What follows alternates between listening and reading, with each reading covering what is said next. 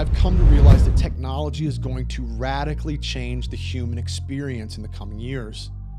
It used to feel far away, a century away, many decades away.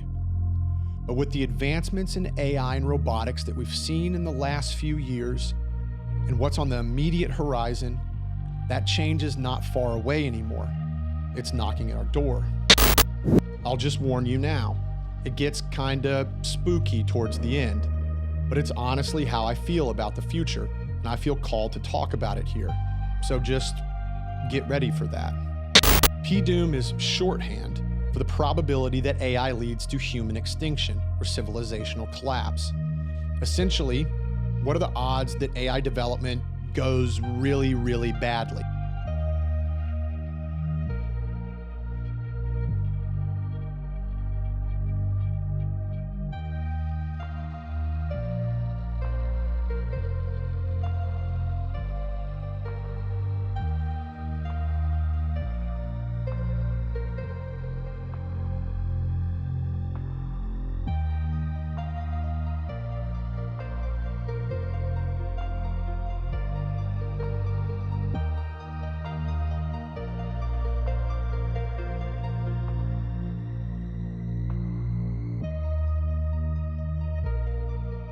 We ready? Let's do this. Welcome to episode 10 of Things Hidden. Things Hidden is an exploration of the intersection of faith and 6 factors that surround faith: religion, physics, evolution, consciousness, philosophy, and technological innovation. The purpose of Things Hidden is to bring people into a closer relationship with God, and through that process, coming into a closer relationship with God myself. Episode 1 was the intro to Things Hidden. Episodes 2, 3, and 4 covered faith from a bunch of different perspectives. Episode 5 was about religion, 6 was about physics, 7 was about evolution, 8 was about consciousness, and 9 was about philosophy. If you haven't listened to those first 9 episodes, I would strongly encourage you to do that before starting this one. We're still at the very beginning of Things Hidden, and episode 1 is definitely the best place to start. Before we get started, do me a favor if you're so inclined. Smash like and subscribe on this video. It helps Things Hidden get out to more people. Okay, today we will be discussing technological innovation, the last pedal of Things Hidden. 3 years ago, as I began researching for Things Hidden in earnest, I didn't have the Things Hidden logo in mind at the onset. The logo was a natural output of my research as I went along the path of trying to contextualize a belief in a higher power. As I went looking earnestly, I found God in evolution. I found God in physics. I found God in consciousness. And as I was scouring these various areas of study, I found a surprisingly small amount of content that would connect those areas of study back to a belief in a higher power. And that seemed like a big, important gap. And that was the impetus for Things Hidden. And that's why the logo looks the way it does. And I see God in technological innovation. I see God in technological innovation in a similar way to seeing God in evolution. In a way, I think of technological innovation as an extension of evolution. Humans evolved to develop a brain that could create technology. There are other animals that can do a bit of this tool usage, but it obviously pales in comparison to the technology that humanity has come up with. And evolution and technological innovation have historically been intertwined, perhaps most famously in humans capturing fire, then using fire to cook food, the cooked food having a much higher net caloric availability, and this increased caloric availability led to early hominids developing much larger brains. Evolution and technological innovation go hand in hand. Our discussion today will be broken down into 2 parts. First, we will look backwards at technology. We will look at the innovation that has pushed humanity to where it is today, which has been a tremendous journey. And then we will look forward at technological innovation, the innovation we see in our lives currently and the innovation that is coming in the future. I'll just warn you now, it gets kinda spooky towards the end, but it's honestly how I feel about the future, and I feel called to talk about it here. So just get ready for that. The first primary point I want to make about technological innovation is that it has delivered immense abundance for humanity.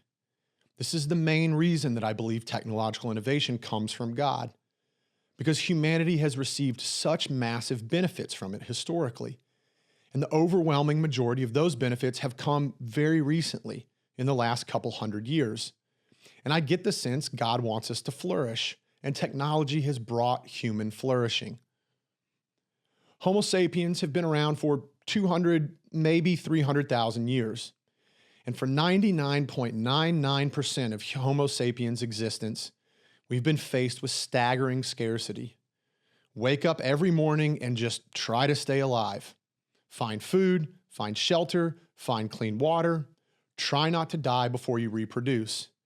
And for nearly that entire time, we weren't particularly good at staying alive. How has humanity managed to live out this incredible chart? The answer is technological innovation. Technological innovation has been the tool humanity has wielded to combat the scarcity that is inherent to existence on Earth. Technological innovation drives increased life expectancy, increased quality of life, and decreased scarcity. When man discovered fire, life got better. When he invented the wheel, life got better. Agriculture, toilets, fertilizers, the steam engine, electricity, penicillin, all technological innovations that led to increased life expectancy, increased quality of life, and decreased scarcity. Scarcity makes humans kill each other. When humans are scared that they don't have enough, they get together in groups and go take things from other people outside the group. This leads to war. Civilization has been defined by this tendency. It appears to be deeply rooted in our DNA. But as scarcity has decreased, our tendency to kill each other has also decreased. It may not feel that way because we have news and social media, and now conflicts like Ukraine and Gaza are essentially live streamed, and that footage is incredibly heavy. But the data is clear. World War I and World War II were terrible hiccups of this trend, but since then, we have been killing each other much less in wars because scarcity is decreasing, and that is due to technological innovation. Life has been getting much better for humanity lately, and it's been getting better at an accelerating rate. Extreme poverty went from 94% in 1820 to 8% today. Homicide rates have decreased 30-fold since early civilizations started forming. Life expectancy went from 29 years in 1800 to 73 years today. The child mortality rate went from 43% in 1800 to sub 4% today. Economist Marian Tupy is a proponent of time prices, which is the number of hours required to work at the average wage to buy a good or service at the average price. Food that took 100 hours of work to buy in 1900 now takes just 4 hours. We can buy 3.4 times as much stuff for the same amount of work as we could in 1980, and that occurred while the population has more than doubled. Inflation-adjusted GDP per capita is one of the best ways to visualize how technological innovation has increased human flourishing over time. Just sit with that chart for a second. It is stunning. Life was just really rough forever, and then it has very rapidly become much less rough in the last couple centuries. The Morris Social Development Index is a similar approach to measuring human flourishing, but with different inputs. Stanford professor Ian Morris uses energy capture, social structure organization, information technology, and war-making capacity as the 4 inputs for his index. While there are many assumptions that go into this chart, his assumptions are well-reasoned, and he is considered a top domain expert on these topics. Note that this chart is in log scale.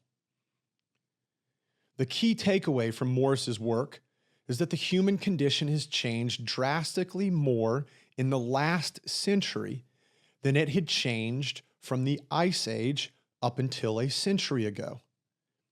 And if you extrapolate out the current trend, the human condition will increase 5 times more in the coming century than it had changed in the prior century. Morris's work predicts that life as a human 100 years from now will be more different from our lives now than our lives now are different from the life of a caveman. How crazy is that? But we do sort of feel that in our lives today, don't we? Life is accelerating at an accelerating rate. You feel that, right? Technological innovation moves at an exponential pace, and we can understand why that's the case. There is knowledge accumulation. Each technological breakthrough builds on previous breakthroughs. This leads to compound learning. We don't just add knowledge, we multiply it. We make tool-making tools. Technology creates better technology, faster. There are network effects coupled with a drastic increase in population. Many more minds communicating much more to solve problems. So technological innovation is accelerating at an accelerating rate. As a quick aside, this may or may not be a topic you've thought deeply about, technological innovation. It was not a topic I thought deeply about for most of my life.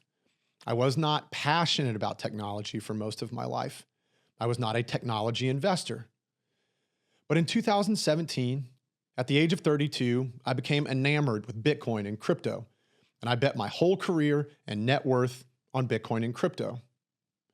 You can think about Bitcoin as a 1-year bet or a 3-year bet, but a bet on Bitcoin is also a 10, 20, 30-year bet.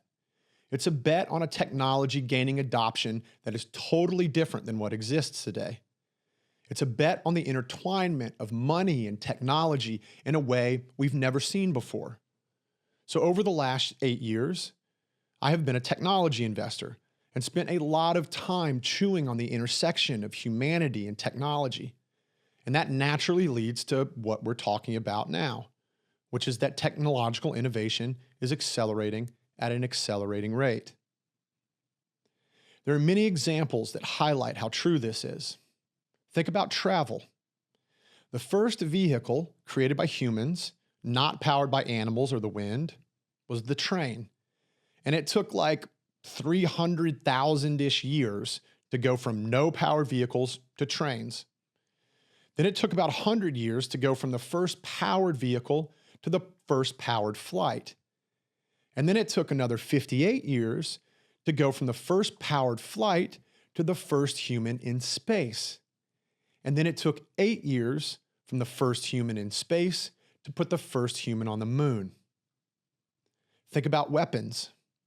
It took about 3,000 years to go from copper swords to steel swords. And it took about 750 years to go from steel swords to the atomic bomb. Think about communication.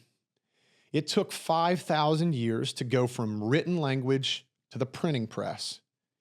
It took 400 years to go from the printing press to the telegraph. It took 40 years to go from the telegraph to the telephone. It took 90 years to go from the telephone to the internet. And it took 15 years from the internet to smartphones putting the internet in everyone's pocket. Think about computation. It took 5,000 years from the abacus to the mechanical calculator. It took 300 years from the mechanical calculator to the electronic computer. It took 40 years from room-sized computers to personal computers. It took 20 years from PCs to smartphones that were more powerful than the supercomputers of the 1980s. Think about information. Human knowledge doubled every century until 1900. Knowledge doubled every 25 years by 1945. Knowledge doubled every 13 months by 2020. IBM predicts knowledge will double every 12 hours in the immediate future. Think about human population. It took humanity 200,000 years to reach 1 billion people. It took 123 years to reach 2 billion. It took 33 years to reach 3 billion. And it took 12 years for each billion after that. So it is undeniable. Life for us humans has been getting much, much better, and that is happening at an accelerating rate. And all these charts, all of them, are due to technological innovation. The timescales that we just looked at on all those charts are way too short to be due to evolution. We're only talking about a handful of generations. Evolution doesn't really move that fast. It's our culture that did this, our culture of technological innovation, a truly remarkable feat of human ingenuity. Which brings us to today. Sitting on all these hockey stick growth curves, looking out into the future, imagining a world 100 years from now that is more different from our lives today than a caveman's life was from our lives today. What specifically is on the horizon? Life expectancy will almost certainly skyrocket. There is a term called longevity escape velocity. This is the point at which life expectancy increases more than 1 year for every year that passes. Domain experts estimate this longevity escape velocity will be reached between 2030 and 2050. There is a very legitimate chance that by 2050, dying of natural causes will be something approaching optional for those with access to the latest treatments. This sounds unbelievable. How could this happen? Let's look at the 2023 leading causes of death in the United States. One way to look at this is that being fat probably kills half of all Americans every year, which really is an incredible testament to technological innovation just in itself. 74% of Americans are overweight and 43% are obese. Look at the chart. Heart disease, strokes, diabetes, these are all directly tied to being overweight. Being overweight is also a major risk factor for cancer, Alzheimer's, liver disease, and kidney disease. You add all that up and make some estimates, and you can easily get to over half of all deaths every year from being overweight. Boom. Enter GLP-1s, Ozempic, Wegovy, truly a miracle drug, unthinkable to humanity 50 years ago. Weight is falling off of people, and the side effects are minimal and mostly mild. You're seeing unprecedented cardiovascular benefits. So that is already having a significant impact on obesity, and we'll almost certainly see a continued increase in impact. On top of that, GLP-1s have been shown to significantly reduce cravings for alcohol and drugs. Go back to the pie chart again. Liver disease, cancers, drug overdose, suicide. Alcohol and drugs play a significant role here. Oh, and by the way, you're scared of needles? They just came out with a pill that has even less side effects than the injection. A modern miracle of science. Could easily end up saving 1 billion lives. But technological innovation has more than just GLPs on deck to combat dying. CRISPR gene editing is set to make massive impact on dozens of diseases. There are currently over 250 clinical trials ongoing for CRISPR therapies. Blood cancers, Alzheimer's, autoimmune diseases, cardiovascular diseases, diabetes. CRISPR will almost certainly come to dominate medicine in the coming years and could easily end up saving 1 billion lives. Let's keep going on the pie graph. How about car accidents? 40,000 deaths a year in the US, but 5.1 million injuries per year. Here comes Waymo and Tesla's Robotaxi. How much safer is Waymo than the average US driver? How about a 91% reduction in car crashes that cause serious injuries? 79% reduction in crashes that cause airbag deployment. 93% reduction in pedestrian crashes. The adoption of autonomous driving vehicles is currently skyrocketing, and they will become ubiquitous over the next decade, virtually eliminating car wreck deaths and serious injuries. Lab-grown organic tissues are set to have a significant impact in the coming years.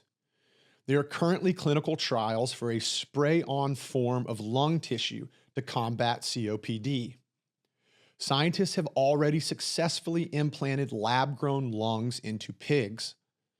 Scientists are already 3D printing functional heart valves and growing heart muscle patches from stem cells. I could keep going here, but I think by now you get the point. When you look at the leading causes of death, nearly every one is set to be significantly reduced by technological innovation over the coming years and decades. We are quite literally solving dying. Moving on, we're certainly going to cover AI in more detail, but first I want to hit on robotics. Think of robotics as the meat space wrapper for AGI, artificial general intelligence. AGI is coming, and it is coming soon. And what a great waste of AGI it would be if it were just stuck in the digital world, having to rely on humans to actually execute on actions in the real world. Like all other technologies we're discussing here today, robotics, and specifically humanoid robotics, has seen a great acceleration in the last few years, and there's every indication to think that acceleration is going to continue in the near future. Humanoid robots toiled in relative obscurity with limited accomplishments for several decades. But recently, because of significant advancements in AI, batteries, motors, and sensors, it is now looking like the coming 2 decades will see massive rollout of these humanoid robots. The total addressable market is truly enormous with robotics. Approximately half of global GDP is human labor. Half. So that's the market opportunity for robotics companies. You can listen to the leading builders and domain experts in the humanoid robotics space to get a sense of what's coming. The rest of the 2020s will be a rollout of proof of concepts. By 2030, 250,000 units will be deployed, mostly industrial. By the early 2030s, 1 million units will be shipping annually, mostly for industrial uses. A decade from now, we will see a great acceleration in the deployment of general-purpose at-home robots. By 2040, 8 million units will be deployed in the US alone. Every single domain expert sees the eventual number of robots exceeding the number of humans on planet Earth. So just sit with that for a second. Imagine a world where most everyone has a humanoid robot in their home, doing basically everything for you. They'll be walking your dog down the street. They'll be sitting in the back of a Waymo running errands for you. Humanoid robots will be ubiquitous in a couple decades. We are talking about a human experience that is just drastically different from our world today. And it will be here in a decade or two. Not 100 years, not 50 years, a decade or two. Which brings us to AI, the mother of all technological innovations. Almost assuredly, it will be the most impactful invention in human history. There is a saying that captures the significance of AI. If humans successfully build AGI, it will be the last machine they ever build. The implication there is that once humans build AGI, AGI will build everything else going forward, including ASI, artificial superintelligence. And there may be a short period where AGI still needs humans to tell it what to build, but once ASI is built, humans' ability to direct the ASI to do anything will be too inferior for the ASI to pay much attention. And it's worth distinguishing here between AGI and ASI. AGI matches human cognitive abilities across all domains. It can understand, learn, and apply knowledge to any intellectual task that a typical human can perform, from writing poetry to solving math problems to learning new skills. A simple rule of thumb is AGI is as good at nearly every task as any individual human expert is at that task. ASI, on the other hand, surpasses the sum of all human knowledge in virtually every field, including creativity, general wisdom, social skills, and scientific thinking. ASI will be able to solve problems and make discoveries that are fundamentally beyond human comprehension. A simple rule of thumb is ASI could solve a mathematics problems humans know the answer to, but can't figure out how to get to the answer. The key distinction between the two is that AGI equals human intelligence, while ASI dramatically exceeds it. And they're both coming soon, one after the other. The estimates of timelines for these milestones are actually pretty tightly clustered. Google founder Eric Schmidt says AGI by 2028 to 2030. Anthropic CEO Dario Amodei says AGI in 2026. Google DeepMind CEO Demis Hassabis says AGI by just after 2030. Former OpenAI chief scientist Ilya Sutskever says AGI in the early 2030s. Futurist Ray Kurzweil says AGI by 2029. And then the broad consensus is that ASI comes 1 to 3 years after we get AGI. And what happens at that point is generally referred to as the singularity. You've probably heard this term before. It's a memorable one in a spooky sort of way. The singularity is the hypothetical moment in the future when technological growth becomes uncontrollable and irreversible, resulting in unforeseeable changes to human civilization. It primarily centers around AI and AI's advancement through AGI into ASI. The singularity represents a point of no return where recursive AI self-improvement accelerates and changes happen so rapidly and so inexplicably that humanity's ability to predict the direction of technological advancement breaks down. The general view is that the singularity will hit a short time after ASI, because ASI will be uncontrollable by humans, and we're rocketing towards it.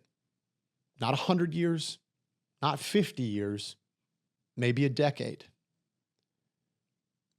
Sounds spooky? Yeah, it is spooky. I mean, this is the part of the episode where it gets weird and it gets scary. This is the worrisome part of technological innovation. I've listened to a fair amount of AI safety research over the last couple years, and I listened to more in preparation for this episode. These guys will scare the crap out of you, especially when you combine it with humanoid robotics. There really is an outcome that is drastically too close for comfort to the storyline of the Terminator. AI experts have a term for this. It's called P-doom. P parentheses doom. Great name, right? P-doom is shorthand for the probability that AI leads to human extinction or civilizational collapse. Essentially, what are the odds that AI development goes really, really badly? P-doom is a topic of enormous discussion in the AI safety research world. The terrifying thing is how high many of the experts have their P-doom probabilities set. Sure, some experts say the likelihood of a catastrophic outcome is really low, but pretty much all of those experts are deeply incentivized to say that publicly. Geoffrey Hinton, considered the godfather of AI, says P-doom is 15%. Elon Musk says 20%. The CEO of Anthropic says 25%. Yoshua Bengio, director of the Mila AI Center, says 50%. Paul Christiano, head of research at the U.S. AI Safety Institute, says 50%. Dan Hendricks, director of the Center for AI Safety, says more than 80%. MIT professor Max Tegmark says greater than 90%. AI safety researcher Eliezer Yudkowsky says over 95%. AI safety researcher Roman Yampolsky says 99.9%. You can find all these guys on YouTube talking about how they see AI opportunities and risks going forward. It's a major rabbit hole. I've listened to a fair amount of this content, and it is both exciting and terrifying. I mean it when I say that literally no one has a concrete executable plan for addressing P-Doom. No one. There are AI safety organizations whose main goal is to slow the development of AGI, but when you listen to domain experts walk through what options there actually are to prevent AGI and then ASI, you see that the game theory leads you to believe that humanity will race towards ASI as quickly as possible. At a simple nation-state geopolitical level, if you think your competition is working towards AGI, you yourself are incentivized to also work on AGI as quickly as possible. And once AGI is achieved, most experts agree the hop to ASI will be quick, a few years. And once ASI has arrived, all bets are off. And that's really what ASI comes down to. By definition, we cannot imagine what happens after ASI is achieved.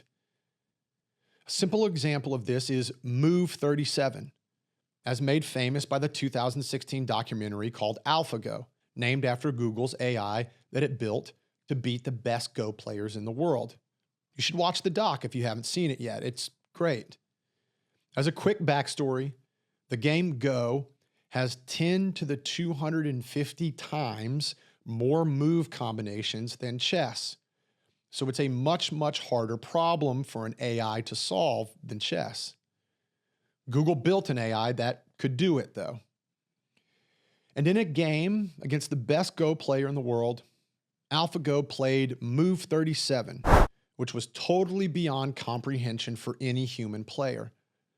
AlphaGo calculated there was a 1 in 10,000 chance a human would ever play that move. Move 37 was extremely unorthodox to the point of looking obviously stupid, but it wasn't stupid.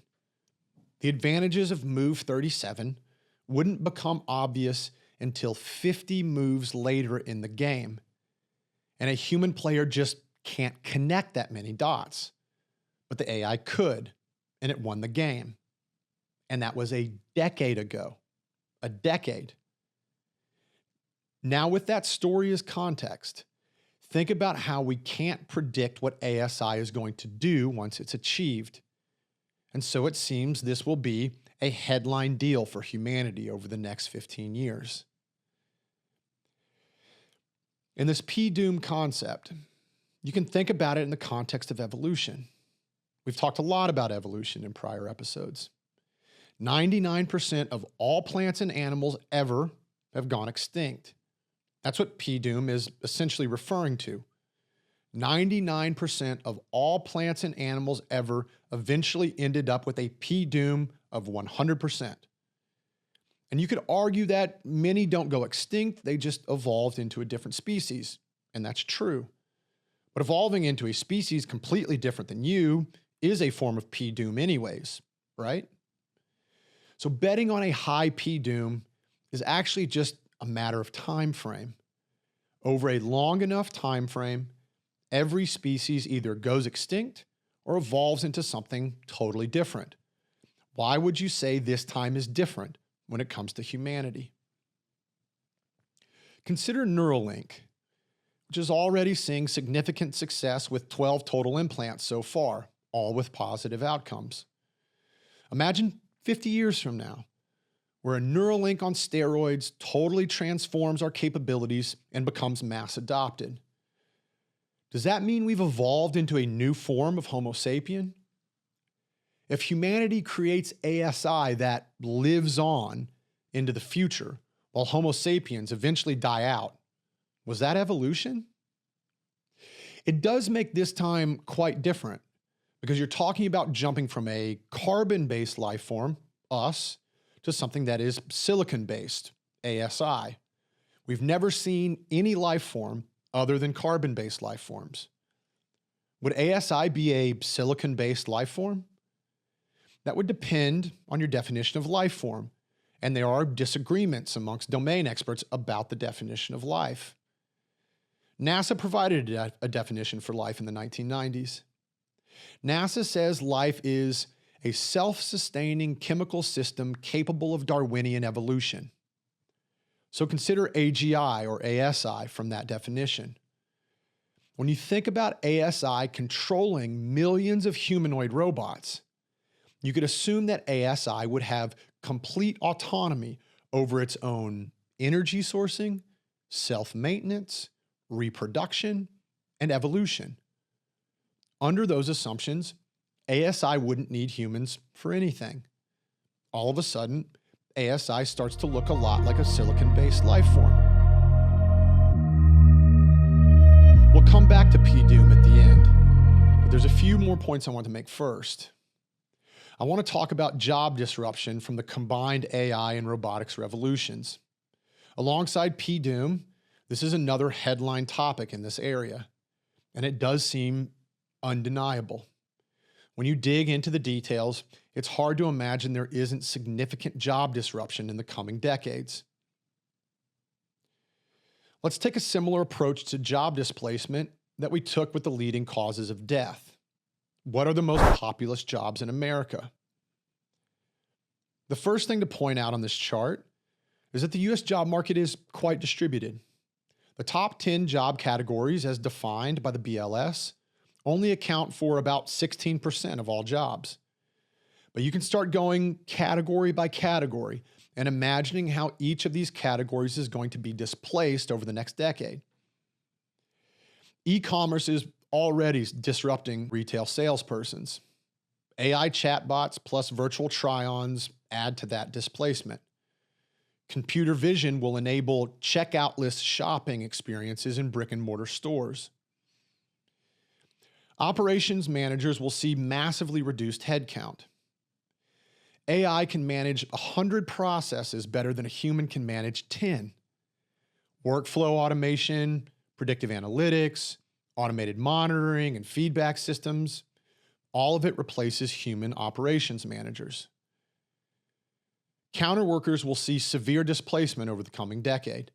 You're already seeing this in a lot of fast food stores. Once you add in robotic food preparation, human labor requirements will drop further still. Cashiers are in the same bucket as retail and counter workers. More self-checkout until machine vision checkout-less shopping becomes widely available, which will probably take a decade. Nurses are probably safer than most professions over the next decade or two, particularly as the population starts to live increasingly longer. Those demographics will likely help support this industry. Robots will probably be mostly ancillary rather than displacive. Office clerks obviously have a huge problem. Customer service obviously has a huge problem. Waiters and waitresses are safer than most, but if less people have the excess income to go out to eat at places that have waiters, the industry will still see contraction. Elementary school teachers are likely safer than most because children need the human-to-human interaction, at least in the next decade or two. Stockers and order fillers are likely in big trouble over a decade-long time frame. In a decade, when logistics facilities are built, they will be built with very little human headcount required for operations.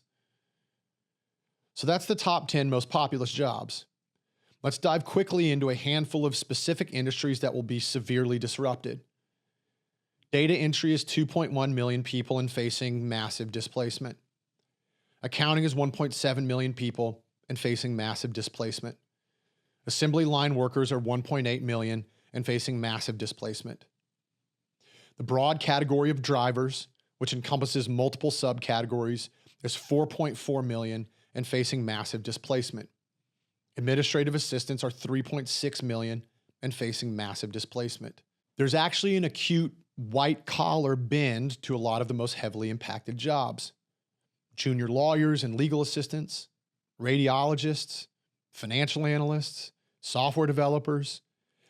These are jobs that earn at least twice and sometimes 10 times the median national income, and they appear to be some of the most at risk of displacement. When you add it all up, you can pretty conservatively get to 25% structural unemployment by 2035.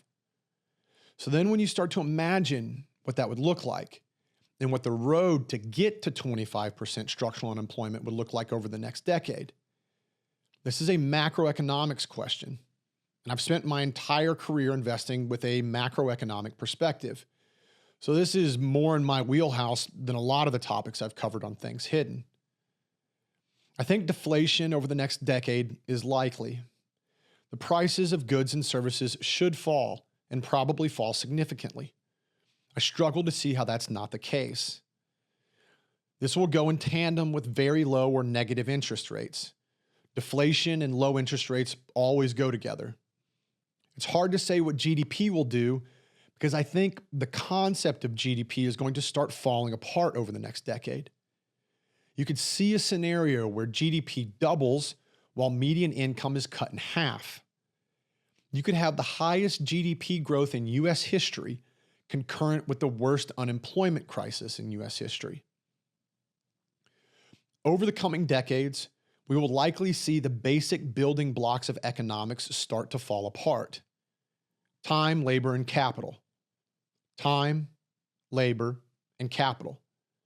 The relationship between these three inputs are at the core of how economics works. Now imagine a robot hooked up to AGI with a solar panel on its head. The robot can do almost any sort of work. The robot works 24/7 for free. Now imagine 10 million of these robots, 100 million. The basic building blocks of time, labor, and capital start to unravel. I think we will start to see this over the next decade. The wealth concentration will be stunning. It's already currently the worst in U.S. history, but it will get much, much worse over the next decade. I cannot see how that's not the case. It's inherent in the nature of the value created by the technological innovation and the value accrued by the companies that provide that innovation. The top 1% in the U.S. currently hold 35% of all wealth. We could easily see this top 1% holding 70% of all wealth by 2035. In 2035, the bottom 50% of Americans will likely have a combined negative net worth. This level of unemployment, coupled with this level of wealth concentration, will cause significant societal unrest. This seems virtually assured to me. This will almost certainly require new types of taxes on the wealthiest companies and individuals to provide some form of UBI, universal basic income, to at least half of all Americans. The interplay between societal unrest and transfer payments via taxation from the top 1% to the bottom 50% will be a defining feature of society over the next decade and beyond. This seems very likely to me. There's a famous saying from Roman poet Juvenal at the beginning of the 2nd century AD. Give them bread and circuses, and they will never revolt. The point being, hand out free food and provide lavish, distracting entertainment, and the masses will be placated. It is worth mentioning that at the time of that quote, the Roman Empire had about the same level of wealth inequality that the U.S. has currently. So that's interesting. This interplay between wealth inequality and societal unrest will almost certainly play out on the political stage as well. More outright socialist political candidates will likely gain significant traction as demands from the bottom 90% to tax the top 10% grow increasingly louder. This will be a headline issue for both Republicans and Democrats, and both parties seem enormously ill-suited to deal with these issues currently. They will be forced to deal with them over the next decade. We will likely get a taste of this very soon with an outright socialist New York City mayor.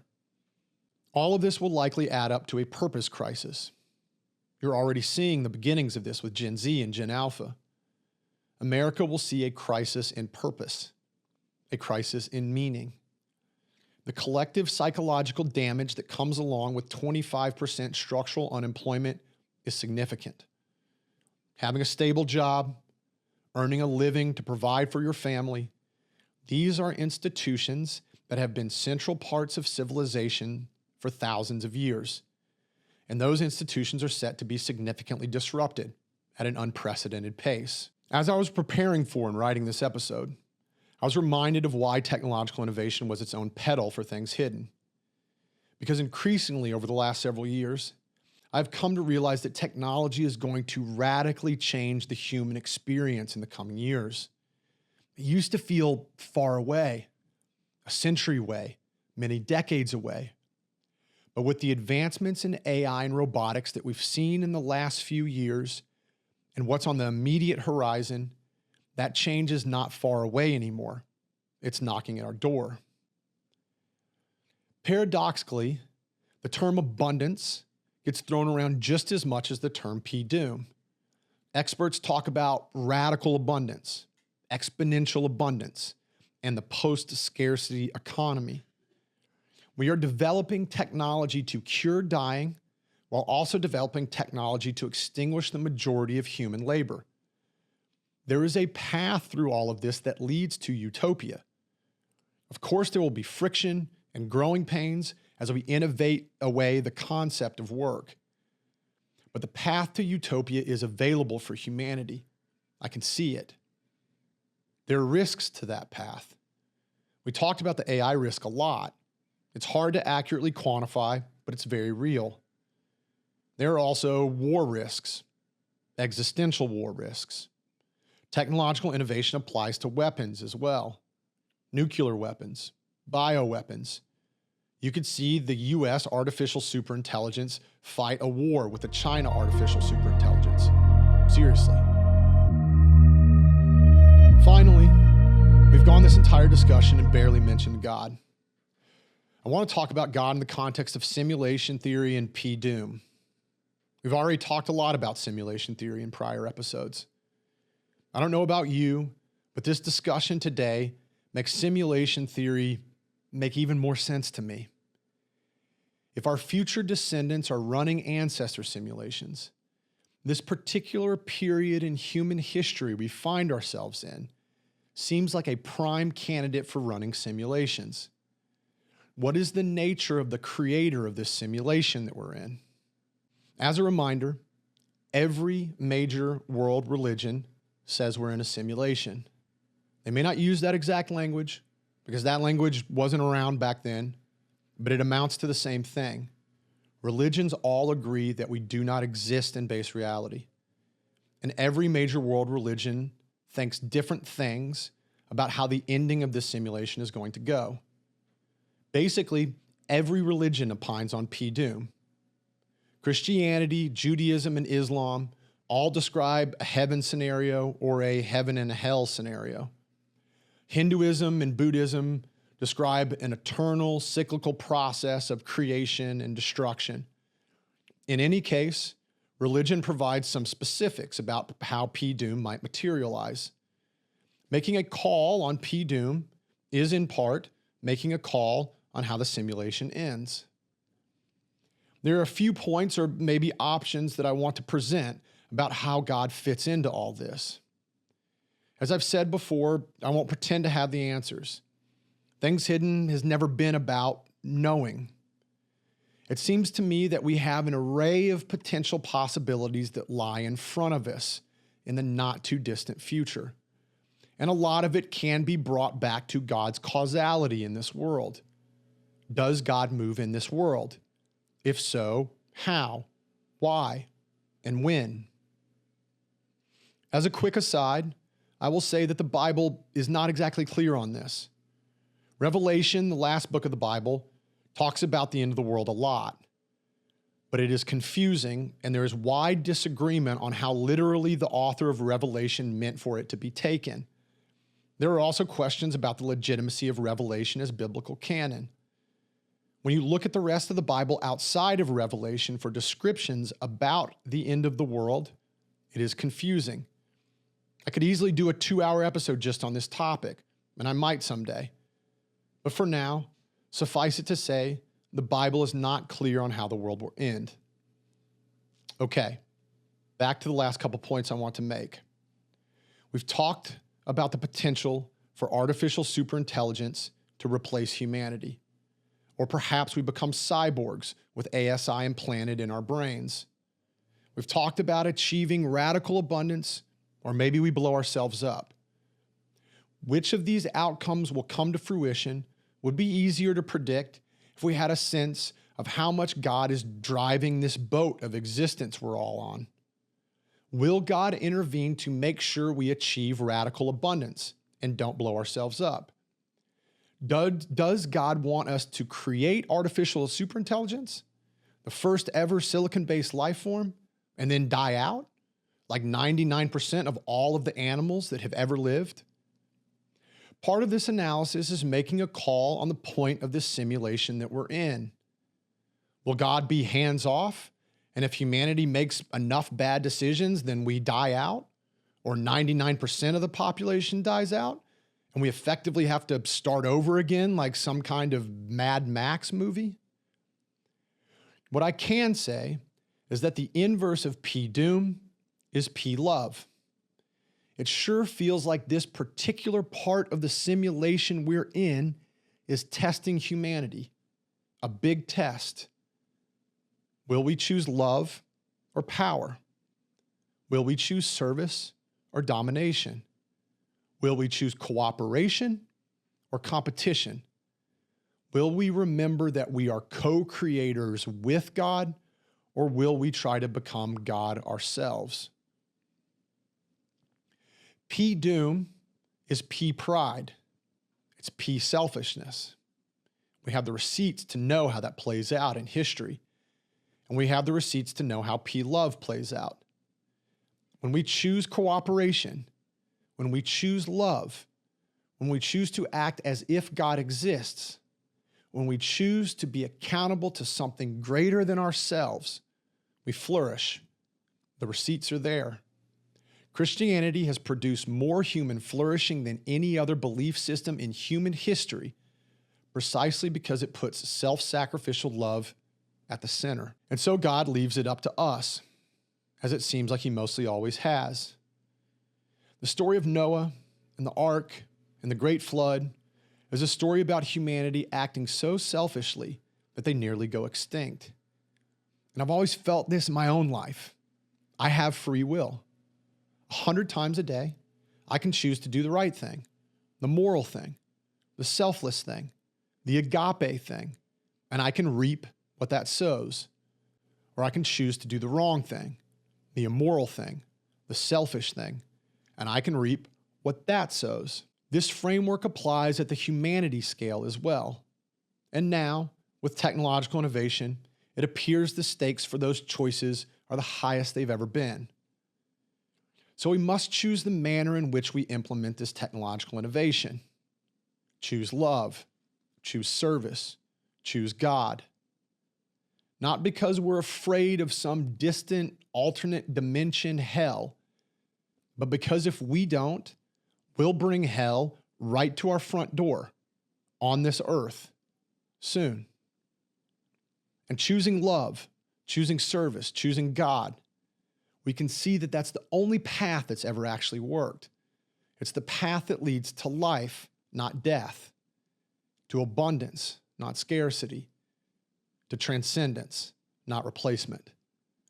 There's one other way I want to frame this potentially existential climax to the simulation that we seem to find ourselves in, and that is from the perspective of emergence. We've talked a lot about emergence in prior episodes. The universe emerged from nothing in the Big Bang. Complexity emerges from simplicity through evolutionary natural selection. Consciousness is subjective experience emerging from matter. Each time, something radically new came into existence that couldn't be predicted from the prior state alone. Now it appears we are approaching another emergence event, and it might be as significant as the ones I just mentioned. And just like those prior emergence events, we can't predict exactly how it's going to play out, but we can look at the patterns. God seems to work through emergence. Emergence seems to be crucial to how this universe works. And from our vantage point, Emergence looks like it gets set up through fine-tuning. The universe ended up finely tuned for stars and planets. Chemistry ended up finely tuned for life. Brains finely tuned for consciousness. And now, humanity finely tuned for technological transcendence. Importantly, these emergent events come with risks. Stars blow up into supernovas and then collapse into black holes. Evolution produces predators and parasites. Consciousness enables suffering. And now technological innovation enables both radical abundance and existential catastrophe. Emergent events are moments of maximum freedom, maximum potential, and maximum danger. And God doesn't prevent the danger because that would eliminate the freedom. And so what we're all feeling right now, that acceleration I laid out earlier, it feels that way because we are approaching an emergent event. And in this particular emergence event, P-doom is the inverse of P-love. That is the choice that we as humanity are faced with. And so that is my aim with Things Hidden, to illuminate this emergence, to help frame this emergence in a way that hopefully pushes humanity towards the optimal outcome. I'm betting that God exists. I'm betting that God is good. And I'm betting that God has structured reality in a way where love wins, if we choose it. The receipts support that bet. The science supports that bet. And the patterns support that bet. We just have to choose it. Choose love. I have to choose it. You have to choose it. The executives of the AI and robotics companies have to choose it. And humanity has to choose it. Okay, that's it. We covered a lot here today. This was the last of the introductory episodes of Things Hidden. We did an intro episode, 3 episodes on faith, the center of Things Hidden, and 1 episode for each of the petals of Things Hidden. I wrote approximately 70,000 words for these 10 episodes. That's about a book's worth of writing. It was a tremendously rewarding experience for me personally. Things Hidden has changed my life. I hope you feel the same way too. The next episode will start the second phase of Things Hidden. We will be reviewing and discussing other people's work that has been impactful for me on my journey so far. If you enjoyed this, hit like and subscribe. If you want to sign up for the blog, it's in the description. If you're looking for the online community, it's coming soon. If you know someone that would be interested in Things Hidden, send this to them. I really appreciate your time, and I wish you the best.